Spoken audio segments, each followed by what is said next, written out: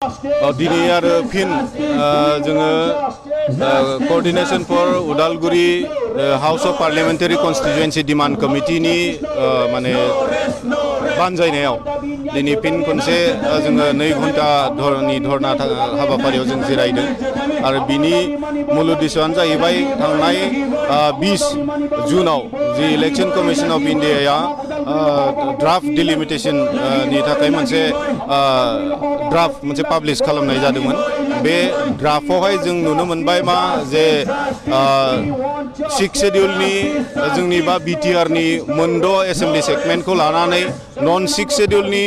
मोनबा assembly segment दरंनि मोनथाम कामरुपनि मोननै बेबायदि माने नन 6 शेड्यूलनि एसेम्बली सेगमेन्टखौ लानानै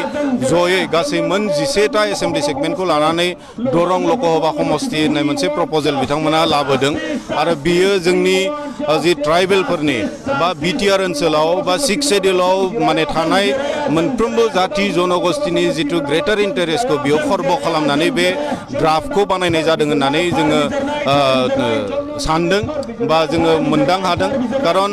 भारतनि संविधाना 6 शेड्यूल एरियायाव थानाय जि मोनसे जाति जनगोष्ठीफोर दोङो बा ट्राइबेलफोर दोङो बिथांमोननि थाखाय मोनसे प्रपार मोनसे पलिटिकल राइट्सफोरखौ जाहाथे माने बै ट्राइबेलफोरा मोननो हायो बिनि थाखाय बे 6 शेड्यूल एरेन्जमेन्टखौ जोंनि थाखाय होनाय जादों दा होमबा बे 6 शेड्यूल एरेन्जमेन्टनि जितु 6 शेड्यूल एक्ट बे 6 शेड्यूलनि मोनसे एक्टनि मथेबा 6 शेड्यूल एरिया दों आरो नन 6 शेड्यूल एरियाजों बुजाबलायनानै मालाबाबो मोनसे बेबायदि समष्टि एमएलए समष्टि बा लकसभा समष्टि बेबायदि दानो मोना 6 शेड्यूलनिया 6 शेड्यूल हारसिङैनो खखियायैनो बे जानो नांगौ दा बै एक्ट बै जितु आयेन इन्डियान कन्स्टिट्यूशना जोंनि थाखाय 6 शेड्यूल एरेन्जमेन्टआव नि आन्डाराव थानायफोरनि थाखाय होनाय जादों बै जितु आयेनखौ बे एक्टखौबो टटेलि खर्ब खालामनानै बेखौ बे ड्राफ्टखौ खालामनाय जादों दा बियो जोङो नुनो मोनदों थांनाय आं जुदि गोरोन्थि खालामाखैब्ला थांनाय 1976 निफ्राय जोङो मंगलदै लकसभा समष्टियाव भट होबोबाय थादों जोङो बोथोर फैबा अकल भटल'सो होनानै हरनाय जायो जोङो उदालगुरि हिसाबै उदालगुरि बाखि हिसाबै मालाबाबो कुनु जिदिना जोङो माबा मोनसे डेभेलपमेन्ट जोंनि ओनसोलनि थाखाय माबा मोनसे मोजां खामानि बै एमपिफोरनिफ्राय जों मालाबाबो मोनबोआखै दा नैबे ड्राफ्टनि गेजेरजों आखौ फिन खनसे जोङो बेबायदिनो आरोबाव जोङो माने जोंनि पलिटिकेल राइट्स जोंनि ससिय' इक'नमिकेल राइट जोंनि कालचारेल राइटनिफ्राय जों आरोबाव बन्सित जानो थांगासिनो बेखौ जोङो मोनदां हादों बिनि थाखाय जोङो इलेक्शन कमिशन अफ इन्डियानिसिम दिनैनि बे हाबाफारिनि गेजेरजों डिमान्ड लाखिदों जे जेरैखि जाया जोङो नैबे जितु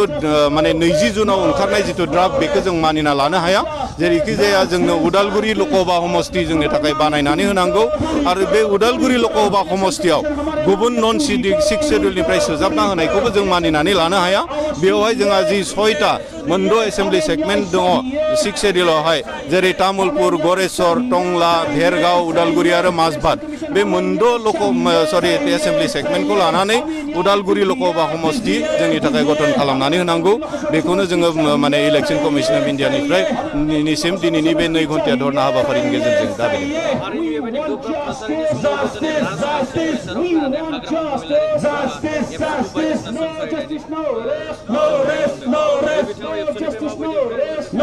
बियो खोब दुखु गोनां बाथ्रा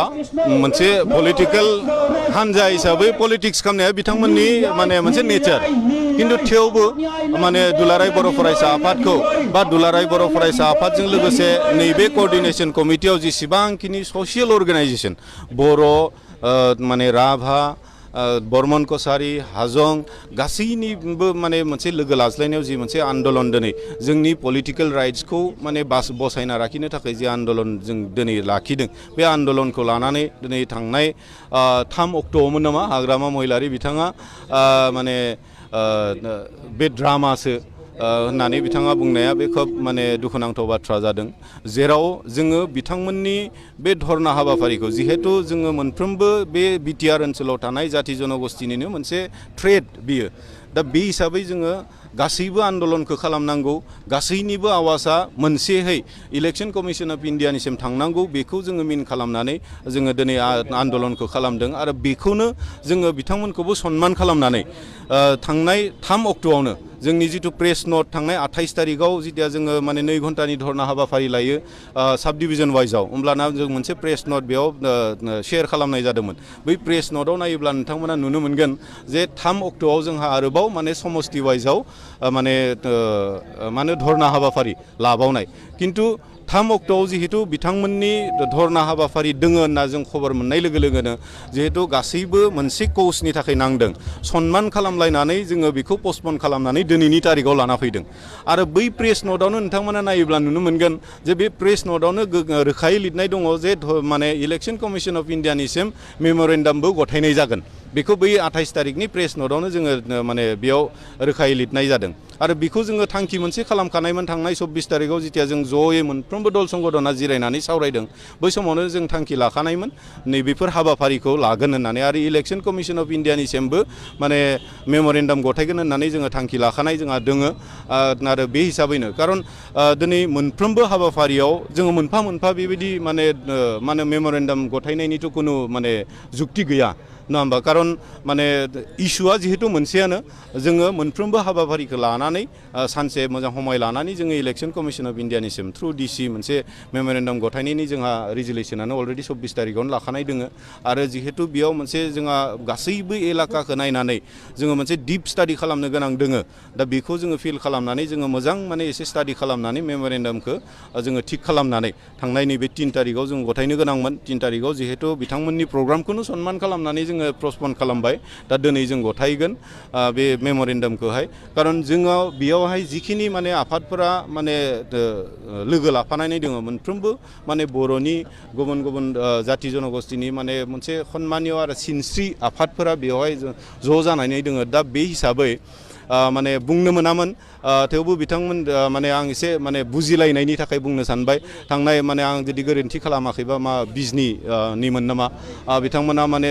बे मेम'रेन्डामखौ उइथड्र खालामफिनलायनाय जोंथ' बेबायदि उइथड्र खालामफिनलायनो हायाना जोंहा मान सन्माननिबो खोथा दङ दा बेनिखाय उइथड्र खालामफिननाय मानाय बेफोरबायदि जाहाथे खालामलायनांगौ जाया जोङो बे मेम'रेन्डामाव जिखिनि पइन्ट्सफोरखौ नट खालामगोन बै पइन्ट्सफोराव जाहाथे जोंनि बे बिटिआर ओनसोलाव थानाय मोनफ्रोमबो जाति जनगोष्ठीनि माने इन्टारेस्टआ जाहाथे हाबो बेखौ जोङो सिन्था खालामनानै जोङो माने मोजाङै डिप स्टाडि खालामना बे मेम'रेन्डामखौ जोङो तैयार खालामनाय जादों दिनै जोङो गथायगोन दा बे हिसाबै बिथांखौ आं खावलायगोन जाहाथे बेफोरबायदि माने समफोराव खोब माने पलिटिक्सखौ बाराद्राय माने इम्परटेन्स होनानै जाहाथे खामानि मावा जातिया मोनसे अलखदाव दोङो ओनसोला मोनसे अलखदाव दोङो दा बे हिसाबै बे जातिखौ जोंनि नैबे बिटिआरआव थानाय माने मोनफ्रोमबो जाति जनगोष्ठीफोरखौ बै अलखदनिफ्राय बोरै बारग'होनो हागोन बेखौसो सिन्था खालामनानै जाहाथे हाबाफारिफोरखौ लायो खोथा बाथ्राफोरखौ बुङो आं बेखौ बिथांसिम गुरैयै खावलायो